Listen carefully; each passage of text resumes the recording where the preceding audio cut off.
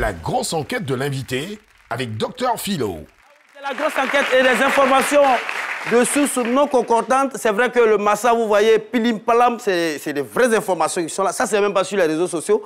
Pilim Palam, Tam Tam, tout ça. Est-ce que vous savez, je parle à la jeune génération, que la Côte d'Ivoire, au départ même, c'est vrai que Caro a parlé de la création du Massa en 1990 à Liège. Alors, est-ce que vous savez qu'au départ, le Massa, la Côte d'Ivoire n'était même pas sur la liste des pays organisateurs du Massa? La Côte d'Ivoire n'était pas sur la liste.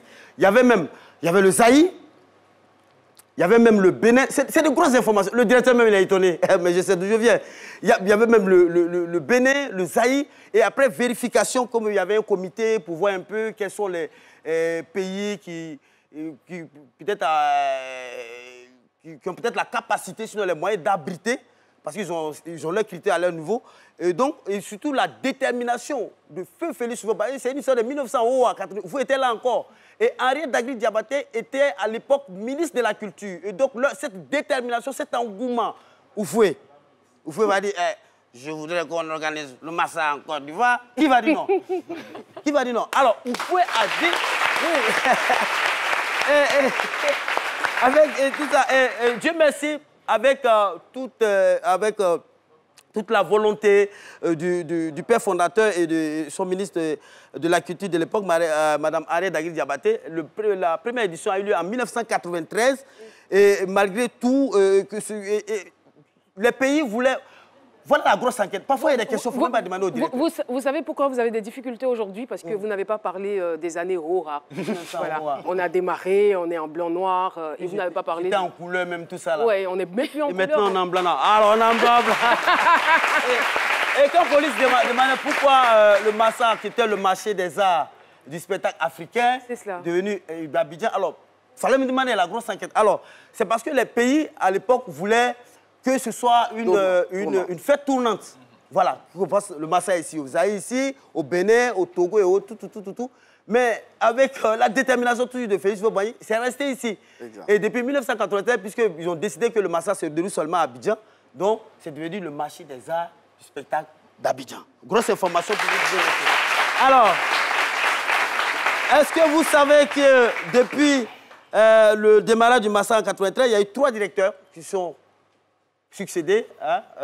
Il y a aujourd'hui le directeur, M. Yapi. Il y a eu avant lui, en 1993, il y a eu d'abord le professeur Yacouba Silla. Et il y a eu mes fiches, je me perds dans mes fiches, les 3 directeurs qui ont dirigé le Massa. M. Manou Yablé. Manu Yablé, voilà.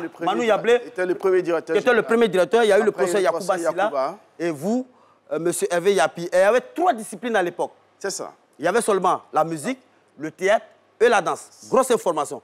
Est-ce que vous savez que il y a des gens, alors, qui parcourent des milliers de kilomètres en voiture, qui prennent la route du Cameroun jusqu'en Côte d'Ivoire, Bénin jusqu'en Côte d'Ivoire, Guinée jusqu'en Côte d'Ivoire, uniquement pour venir participer au Massa, sans qu'on les invite. Eux-mêmes, ils s'invitent au Massa. Ils paient eux-mêmes leur propre transport, leur propre déplacement et même leur propre logement. Ceux-là, on les appelle les caravaniers. Et ils viennent au Massa également. Alors, d'autres informations. De toute façon, quand ils viennent, ils sont bien accueillis. Il y a quelqu'un qui se déplace comme ça, ils viennent dans ton pays.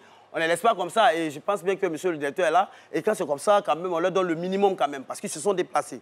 Alors, en 2020, le Massa, à 5 jours du démarrage des festivités, le Massa a failli ne pas avoir lieu. Alors, à cause du corona. Alors, et donc, il y a eu, le comité au niveau de l'organisation, ils ont tout fait pour que le Massa ait lieu. Et grosse information, c'est que malgré le corona, le Massa s'est déroulé dans de bonnes conditions et tout est fini avec 0 cas Covid en Côte d'Ivoire. Et tous les festivals sont repartis.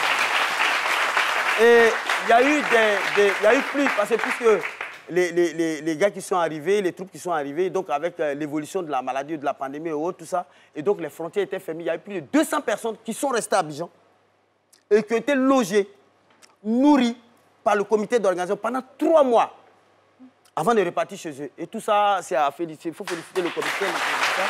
Et alors, ça c'est une grosse information qui va tomber au niveau de la grosse enquête.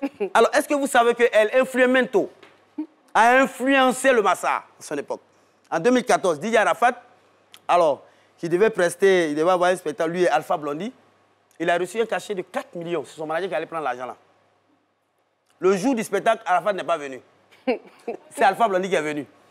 Alors, tout est rentré dans l'ordre. Ils ont négocié. On dit à Arafat, il faut donner l'argent. Il dit, bon, mon vieux, j'ai envoyé ton jet, c'est venu. Mais il n'a pas envoyé le jet.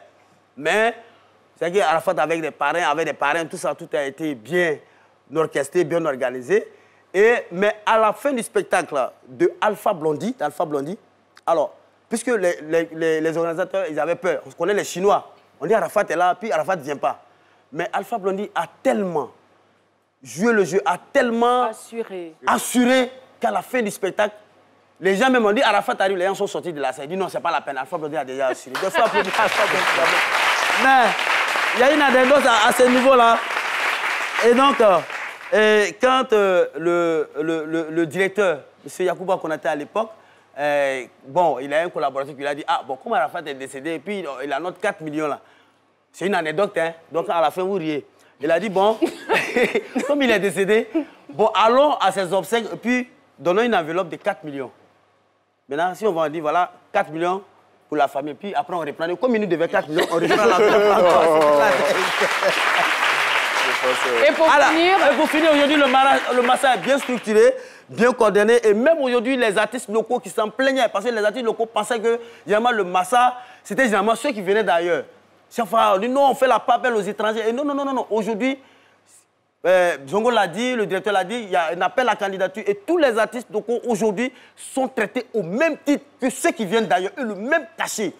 Ça veut dire quoi? Même si un artiste ivoirien qui doit prester au Massa habite à Trècheville, même au bord du palais de la culture, là, on le prend, on l'envoie à l'hôtel, on le loge, on le lave bien, on le met son billet d'avion.